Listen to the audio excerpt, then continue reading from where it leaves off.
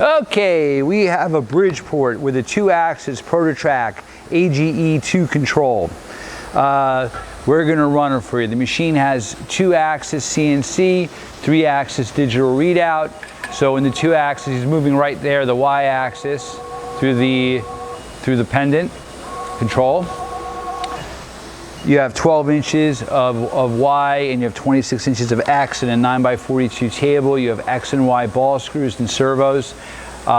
You also have the QUILL moving there, and it becomes a digital readout on the CNC screen. That's your hand wheels. When you're in manual mode, you can use its hand wheels. It's 3-axis digital readout. That's a servo power feed where you can bring the knee up and down. The knee travel up and down is 16. And again, that's a servo feed that will bring it up and down for you. It's running the head. Your head is a 1.5 horsepower Bridgeport head. You have from 60 to 4,200 RPM. We're in the high range right now.